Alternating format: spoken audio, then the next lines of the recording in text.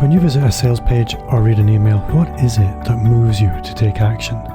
If you're like most people, then it's because the website or email did a couple of things. First, it made you aware of a burning need. Secondly, it moved you to act. That, right there, is a magical thing. Every single business is essentially very simple. It's a value exchange. In this week's show, I'm talking to Amisha Shrimanker about sales pages and funnel copy. Often seen as a dark art, Amisha will walk us through how to connect and sell online with integrity. Hi there and welcome back to Amplify, the Digital Marketing Entrepreneur Podcast. I'm Bob Gentle and every week I'm joined by amazing people who share what makes their business work. So if you're new to the show, take a second right now to subscribe in your player so you don't miss new episodes. And you can grab some older ones when you're done with this one. Don't forget as well to join my Facebook community. Just visit amplifyme.fm/insiders and you'll be taken right there. So, welcome along and let's meet Amisha.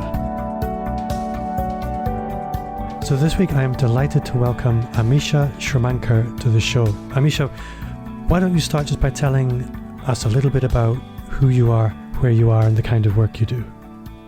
Absolutely. I'm a conversion copywriter in Philadelphia, that's Pennsylvania, and I work from my beautiful formal dining room sometimes, which doubles as my home office. And I'm going into my third year of business as a copywriter. I've been in the online space a little longer than that, mostly dabbling in different things until I found my sweet spot, which is writing launch copy.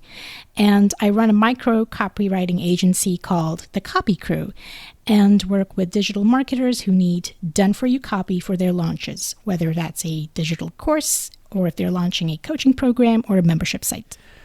I do a little bit of due diligence before I say yes to people coming on the podcast.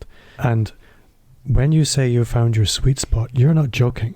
I've had a look at some of your work, and it really is some of the most engaging sales copy I've ever seen. A lot of the time, sales copy is really almost seedy, but yours is really lively, engaging, exciting, good fun. And that's really important because people buy from people and people buy from people they like, and sales copy needs to reflect that. So yeah, I really applaud the way that you approach that. I thought you must have been doing it for much longer than that. Oh, thank you. Yeah, it's, well, here's the thing. I mean, we have to roll with the times and people's attention spans are getting shorter. And you want to make your copy lively and engaging. It has to be backed by research because you can't put up anything in there for the sake of being creative. But it also needs to hold their attention long enough for them to click on the button. And that's what we care about at the end of the day. It's all about the clicks. So when you have a new client, and I'm going to jump straight into it. When you have a new client and they've probably had a go themselves and they've had a failed launch or they've run lots of money at ads and it's all gone up in smoke, how do you rebuild that confidence? What does that first conversation often look like? Well, typically the clients that I work with, either they have never launched before, they've taken a lot of courses, and those are my favorite kind of people because I know what that's like. They take a lot of courses, they try to figure things out themselves, they piecemeal all the information and they try to launch. And they feel that, that's not really their zone of genius, like writing copy is not their zone of genius. They need to build out their information, their course, that's where they're best at, or they need to be promoting, but doing everything else. And there's a lot of copywriting when you're doing a launch. There's emails, sales copy, landing pages, depending on if you're doing a webinar or not. So they try to do everything, and then the results are kind of lackluster. Or I have the other kind of client who are making a killing with their courses or evergreen funnels, but their conversion rates are still low and they'd like to bump that up. They think, and rightly so, they think if they use the right copy or, it's optimized, they will get those conversion rates. So wherever they're starting with on their journey, when we take on a new client, that's one of the first things we ask them if they've launched it before and what were their results, like what were their conversions, how much sales they made. We get all that information, and that is good. I'd rather work with someone who's had a failed launch, because then we have the data to look it up. And then we go kind of digging deep into the holes of like, have they missed the mark on their ideal client avatar? What are people actually saying about their product? It kind of baffles me that even if they have had a successful product or not, they take very little time into researching who their avatar is. Even if it means getting people on the phone, 10, 20 people on the phone, and say, hey, I realize you bought this from me. What did you like about it? What did you not like about it? And really getting that feedback from them. And I love doing that. In fact, we worked on a client's sales page a couple of months ago, and she's making a killing in the mommy market. And her clients love it. They love the digital product that they've bought, but she was hovering around the 1% conversion mark, and she would have loved to increase that. So when I stepped in to optimize her copy, she got the framework right. Like, sales pages, I mean, there's a certain framework. She had her testimonials, she had her FAQ section. She had all the goods, but somewhere she was missing the conversion marks. And I think that's because she wasn't speaking directly to her client, or she wasn't, she was holding back her personality. And these are a couple of things which I love doing.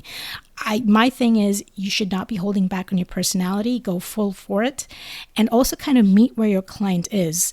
She had never spoken to any of her clients on the phone. She had no idea why they loved her so much. She did not know what they looked at when they looked at her sales page, and what was the exact thing that she said on the page that made them buy.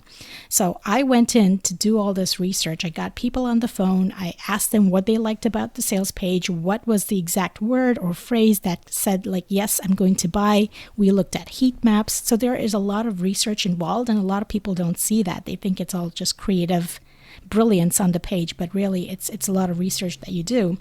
We take all that research, we kind of match the messaging, kind of match where the people are in the client journey, and then the last bit is adding the personality of the client, and that kind of shines through on the page. So I know that's a long-winded answer, but it all comes down to doing the research. Where have they missed the mark, and all that good stuff. I think the long-winded answer is important, because it's very easy to look at great sales copy and think, well, they're just great at writing. That's a natural talent. But it actually goes much deeper than that. There are some core principles to persuasion. And the first thing you need to know, as you said, is who is it for? And then the other thing is, well, what actually is the value, and how do you communicate that value to that avatar? And busy people, busy, successful people, they've got a million things to do, and they're already doing quite well. So it's quite natural to lose focus on the avatar when everything's just rolling along. Exactly. I guess it's very easy to start believing your own hype, and lose sight of what was that essential mission and who was that mission for. Before my focus was exclusively digital marketing, I used to work on a lot of websites. And I worked on websites for all different kinds of businesses, everything from engineering through to vacations and internet stuff and telecoms. And what I found pretty universally, and this is sort of drifting away from traditional conversion-focused sales copy, but it isn't really. If you take the average business, let's say telecoms, the way the website will usually be produced is the client will speak to the web designer, who will look at other telecoms companies' websites, pull together a mock-up and say, do you like this? The client will go, yeah, I like that. They'll build it, and then the web designer will say, client, can I have some copy to shove in your website, please? And the client will go, yeah, okay, get someone in the marketing department to write some copy, which will be garbage. And that's where it ends. Do you ever see these really sort of tried and tested copywriting principles that we're accustomed to in the online entrepreneurial space being applied in a traditional business sense? Have you any experience of that?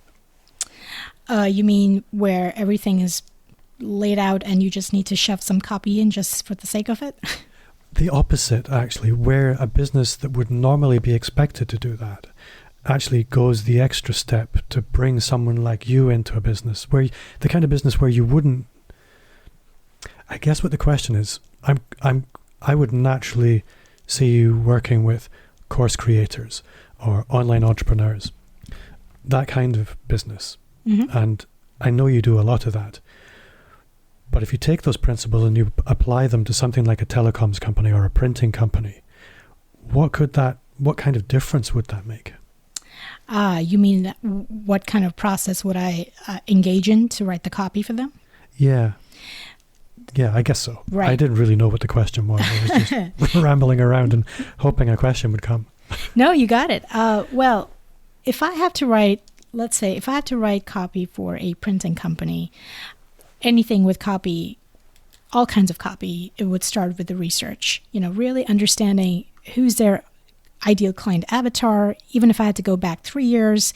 And I would even ask them, have you done any surveys or have you done any, customer feedback forms? Have you had any sort of interaction, live chat transcripts? Can I look at that? Those transcripts can tell you a lot of things. What are your customers asking you?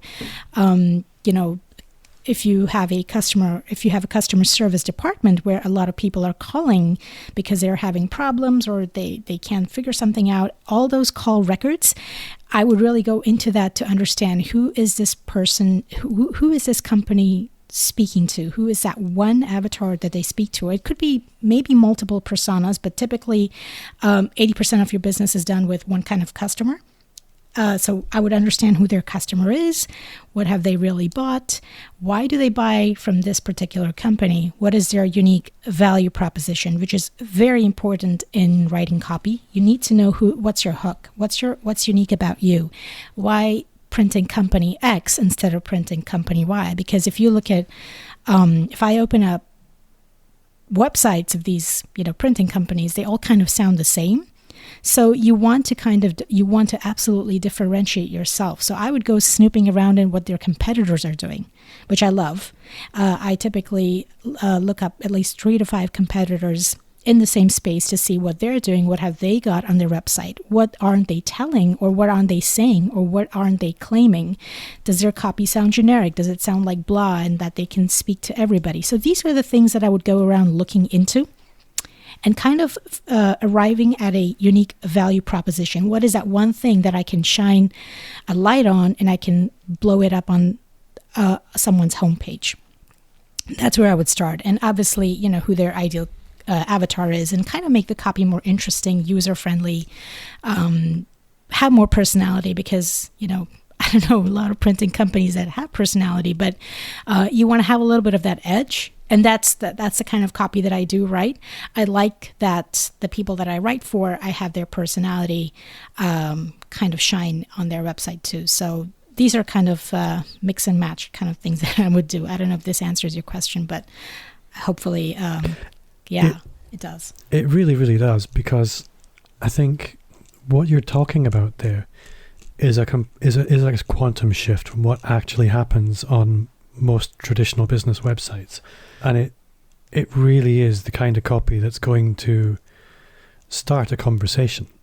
And one of the things that I often see is people, designers, clients, they think people are browsing websites in a very conscious, very rational way, when that's not the case at all. People are browsing in a semi-conscious, almost reptile way. And what I like about the kind of content that you write is it's obviously not written for reptiles, but it's written in a way that you get this pattern interrupt. You're woken up and you have to pay attention. And not all sales pages are like that. So when you're creating copy, and I don't know, I mean, many creative people, and you are a creative person, yes, there's some research, but there's also an element of creativity. So a lot of that creativity is sometimes unconscious, but how conscious are you of working with the unconscious of the browser or the visitor? That's a very good question, I think. And again, it's going to sound boring. I try to put myself in their shoes. Like, for instance, when I was talking to the moms who I was writing a sales page for, I let them have at it on our Zoom calls. I'm like, okay, what do you love about educating or teaching your preschooler at home? These are difficult times. So some moms, they gave me some really interesting answers. They said, I'm trying to do everything else. I'm trying to keep my toddler alive, and and I have a busy morning, and there are toys all around. So it's really kind of taking what they're literally saying. Like, copywriting is, yes, it's research. Yes, it's got a little bit of creative flair. And I can tell you where I put the creativity on a page. But it's literally 90% of it is really what your clients are telling you. It's as simple as that. And if you can just take verbatim what they're saying and just put it on the page, that would resonate more, because those are the people who are reading your copy and they're like, oh my gosh, that sounds like me. She must have been in my brain, because that's exactly how my morning starts. My child is asking for my cell phone to keep himself entertained, or he's asking to watch Daniel Tiger. It's a very popular show here, cartoon for a lot of preschoolers. Or, he wants to, make a mess and not listen to me because he doesn't think I'm his teacher. So these are things that moms were telling me on and on again. And there was this repeated pattern.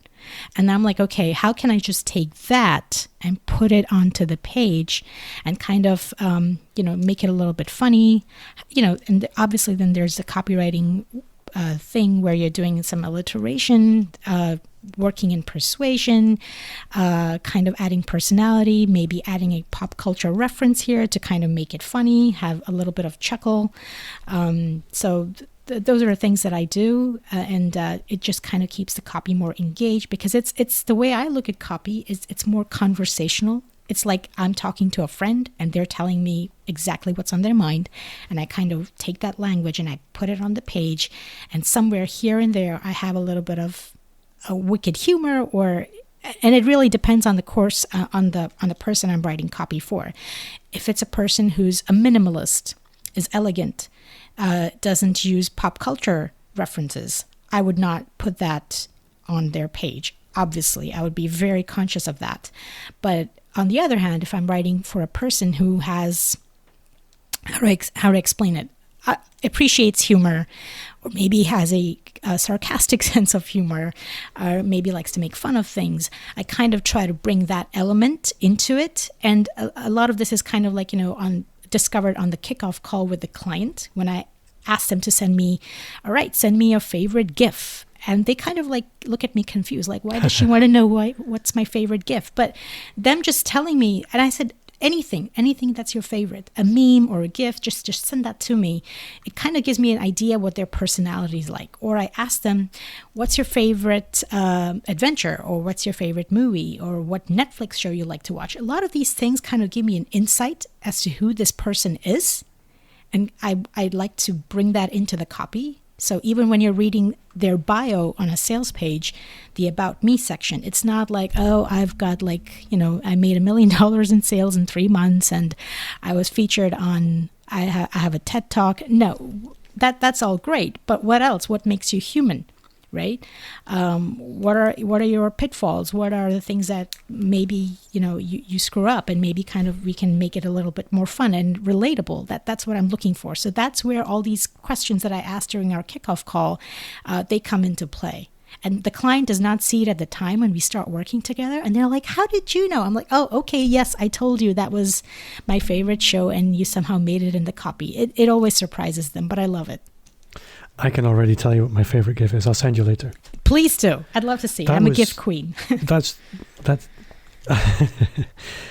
from what you're describing there, the working, when you're working with personal brands, it makes so much sense, because the voice is really important, and drawing out what is that voice in order that you can extrapolate that into all these different funnel elements really makes sense, and will make that funnel relatable. One thing I'm curious about is, if you take a podcaster, for example, or somebody that's built a YouTube channel, or a blogger, anybody that's invested in a platform and long-term built an audience, they need to build that funnel for the first time, because they don't have lots of experience of the online business, because they've been focused on building the brand, serving the audience. But there comes a point where that has to be turned into a business. And this is where a lot of people fall down. There are so many bear traps. There are so many gurus. And I'd be interested to hear from you as somebody who's brought in to work on these various funnel elements. How should they cross that bridge from content creator to business owner with a functional funnel? That's a very good question, and it is sort of loaded too. It depends what their goals are. I mean, so let me give you an example of a client that I worked with last year. He created a lot of content on his Instagram channel, and he also had a YouTube channel where he taught people how to run an Amazon wholesale business, and he was terrific. He modeled his content on Gary Vee, detailing his life story, how he got started, and he has a huge following on both these channels, on Instagram and YouTube. And he produced a lot of content, a lot of videos, educational, fun, kind of behind the scenes, but he never had anything to sell. So when we started working together, he had an idea what he wanted to do. He wanted to launch a digital course, a high-end digital course, like in the 4 figures. And the great thing was he already had a very strong following on social media. He just hadn't sold them anything. And he said, I have already started creating my course because I know exactly what my clients want. These are the questions they keep asking me, and I've taken all that information and I've developed a course, which I think was great because he was very in tune with what his audience was telling him. And I'm like, that's 50%, 60% job right there done, because you're not creating something in a vacuum, which is super important because we can do that sometimes. We like our work so much, we start creating in a vacuum without really understanding if there's a market for that thing that you want to create. So he had that. What he didn't have was a strategy or a simple launch process where he could say, you know what, the course is ready, here's a sales page, and go buy it. And he wanted to do this without spending any money on ads or any of that sort. So what we did, what I like to call, it was through an email launch. It was really an email launch, and it was just content written in his emails, his launch emails that he repurposed and put it on his Instagram account. Made captions, made graphics, and got people very interested. He had bonuses, unannounced bonuses that made his launch even more exciting because, midweek bonuses like, hey, if you haven't bought into this course yet, here's why you would love to reconsider because I'm also giving you this bonus, which I know was one of your biggest objections. All in all, it was a 3-week email launch. He only launched to a very warm list and a very hot audience on both these channels, and I think it was a very successful launch. He made close to $830K in sales when we opened cart for a week. Very nice. Yes, and it was all done via email. He had a very good following, so it was not like we were doing a lot of things like building his email list and getting people to like him. We didn't have to do any of that. He had the audience. He just didn't have the launch mechanism or a framework, if you will, to kind of or a funnel in this case, to kind of let people interested in what he was offering, get them on that wait list and kind of say, here's the doors have opened to this academy that I'm launching. So that's where I came in, wrote a sales page, wrote his emails, and that's it. So that all makes perfect sense. And I think where there's a product, that mechanism of connecting the person who needs it with the product, a lot of the time it can actually be very simple. But if you use the wrong words, if the story is not well told, if the value isn't well communicated, then it can all fall flat. So yeah, I totally get that. And that's an amazing result. Thank you. One other question, I guess, is what's your perspective on, how would I put that? What you would almost call contrived urgency. Like you will often see things like countdowns on a sales page or some tools that will almost change the price if you come back an hour later. Things like that. Yeah. Do those things work? No. That's the shortest answer I can give you. No, they don't. Our The audience is way smarter than we think, especially now. I mean, this is not the early 2000s where you could get away with things like that. People don't like fake urgency. And I tell this to my clients too. Like, if those are the tactics that you want to employ in this launch, then I'm very upfront. I'm not the copywriter for you. It's not like, if you don't enroll in this course or membership, you're a loser. And that's kind of, it's a very bro marketing. And I think we've all been like, we've seen a lot of that before. Like, you've got to, if you don't do this now, then your life's going to suck, or blah, blah, blah. I don't think people like that anymore. People don't respond to that. And there have been times when well-known names out there have put things out like that, and they say, you know what, this is the final call and this is ending, and we're not taking any more students after this. And lo and behold, maybe like a couple of days later, like, hey, you know what, there was a glitch in our system and we have decided to reopen this. And I have seen that, and that kind of like makes me lose respect for such marketers. And I'm like, you are way better than that. You don't have to do that. So those are just icky marketing tactics. In one simple word, I would say, don't do that. Really don't. I think if you've nurtured your prospects well enough in the pre-launch phase, you know your prospect well, you know your avatar, your audience well, you've nurtured them at least 3 to 4 weeks before you've even opened cart to your offer, then I think you're on the right track. And people who've made up their minds to be there, they're going to be there. They're going to come with you for the ride.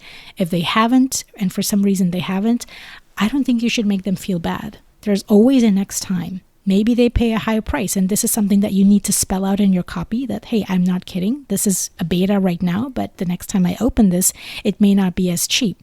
You can be honest about that, but saying to someone, if you're not in right now, and because you're not serious about making a big life change, then I think that's not good. And also the other thing, I don't like employing this tactic of like, if you can't afford this right now, you should take on credit card debt to participate in my program. I think that's something that I don't stand for either. So these are the two things that I tell clients or prospects who want me to write their copy, that I'm not going to write something that tells people that it's okay to go into credit card debt, and no fake urgency, because that really doesn't work anymore. And people talk. I mean, people do talk.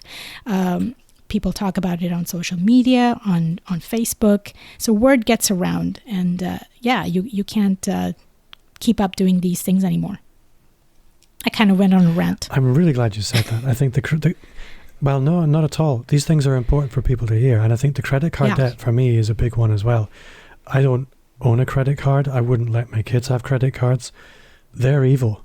And anybody that thinks they need to go into credit card debt to buy a product which is going to change their life, it won't. It just won't. You have bigger issues. If you're looking at a product thinking, I need to go into credit card debt in order to afford that, it's the wrong product. Guaranteed. Speaking of things you can't afford, good sales page copywriters, I think they're a little bit like international assassins. The really good ones are very highly paid. So for the average small business owner that's not quite there yet, what should they be doing to look at on their own website as a little bit of a self-help? Have you any really solid tips that you can pretty much point at any website and they're going to need to do these things? What was the question again? If it's a small business owner, what they need on their website? For the average business owner, if they can't afford to hire someone like you, what should they be looking at on their own website from a self-help perspective? Well, there are two ways. I think understand how basic copywriting works. Less talk about we, more emphasis on you, because really it is about your ideal client, end of the day. I see a lot of copy where it's a lot of we talk, and I think that needs to change to you talk. Nobody reads mission statements. And this is just, a homepage copy. Nobody reads mission statements. Those are boring. They don't care, unless you can make it fun and enjoyable, which I've seen very few people do. I would go really rootless with the we's. Change that to you copy. Give people a chance to opt in if whatever it is you have, like, continue that conversation. I think every page on a website is a place where you can make a sale. It does not have to be people giving you money, but it's either, have them join a list or have them get on a call. These things need to be obvious, because if you're not doing that, then there's no point of having a website. Your website can be a very awesome funnel, but only if you give people that chance to opt in and kind of somehow connect with you and take that conversation further. Definitely remove the we from the copy, make it more you-centric. Even your About Us page is, and I think a lot of people know this, the About Us page is not really about you. There is a little bit of you, but it's more about what you can do for your clients and how you can help them. And those are my two tips right there if you're doing this on your own. However, if you are someone, or if you can work with a coach or work with a copywriting coach or enroll yourself in a group program where a copywriter can be your guide and help you write copy. And actually, as a matter of fact, that's what I'm going to be I'm unveiling soon. It's my upcoming offer. It's a Done With You copywriting program. Yeah, I don't have a name for it yet. It's still in the beta phases. I'm co-creating this. The other thing, I don't like to create things or offers in a vacuum. I think strongly you should reach out to your audience and, kind of like get their interest to see if there is any interest in there. So it's very exciting. I'm launching it to my email list, and it's primarily service providers, people like me, or who also are non-copywriters, and also business coaches, because they don't have the time to write copy, but they really want to learn how to do it. And that's where I'm taking them. It's a closed container. I don't have more than 10 to 12 people who are going to participate in this first round. I understand what their business is about and kind of help them write their copy. So whether it's for a homepage or a sales page, I will take them through that process. So so either get into a coaching program where you can learn, or at least do the first two things. Remove the we from the copy and make it more you and friendly. I think it's very easy to underestimate how important this is, because in terms of digital marketing or building a business online, it's actually very simple. You have traffic on the one hand and you have conversion on the other. And if you have traffic and conversion, you have money. Simple. Absolutely. And so many people underestimate this conversion piece of that simple equation. The traffic plus conversion equals money. And the conversion all happens at this point of dialogue, the relationship, which usually happens either on a website or in email. Those are the two main places. And if you get those right, a lot of the time you don't need to spend lots of money on ads or SEO, because you already have traffic, but most people never convert it. So what you're describing there as a product from that you're delivering is potentially game changing for business owners. So yeah, I'm excited by that. Oh, thank you. Me too. So I'd like to look at your own marketing, your own sort of personal brand, that kind of thing. Obviously, you pivoted into the conversion copy space a little while ago. What does your own digital marketing look like? How do you go about making sure people all know about Amisha Shrimanker? How does that work? Well, first of all, I try to land on podcasts like Bob's. My own digital marketing, I'm part of a very high level mastermind, and it's a digital marketing mastermind. So a lot of my clients have come from word of mouth, referral based marketing, which I really believe in.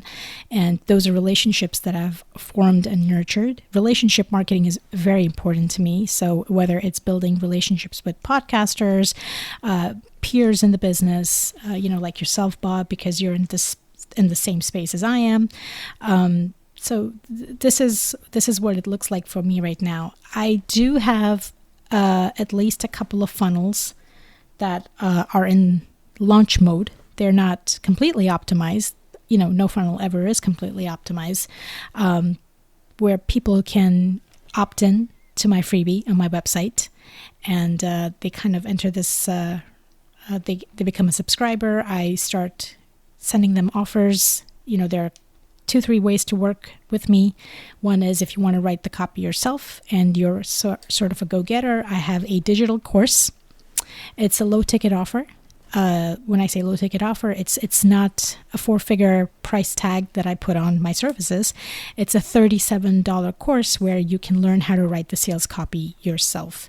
It's a digital course, and a lot of people who find me on my website, when they join and become a subscriber onto my email list, I eventually send them there saying, hey, if you want to write your copy, this is a digital course and it's only $37. It's a no-brainer price. So that's one way. The next level to work with me would be this Done With You group coaching program that is, which I'm very excited about, because done for you is great. One-on-one copy is great. And I'm not retiring from that anytime soon, because I am working on bigger launch packages. But I've realized that there needs to be a mid-level of people who can't, like you said, can't exactly afford hiring a professional copywriter to write all their copy. So that's where I thought, you know what, why not I create this mid-level offer where I do Done With You, take my service. I have a sales page productized service, take that and take them through that and get them the same results. It would be a 4 to 6 week process. And so that's my mid-level offer. And obviously, if you want something which is custom, bespoke, which is, down to the T, that's where my higher one-on-one offering comes into place. So these are 3 different ways that you can work with me. And mostly where I get my clients is Instagram. I'm very active there. I have a content writer who writes blog posts for us, because that's something that I can't do anymore. I just don't have the time. And he's SEO savvy. So we're kind of like doubling down our efforts onto that, doing podcasts like these, appearing as a guest on podcasts.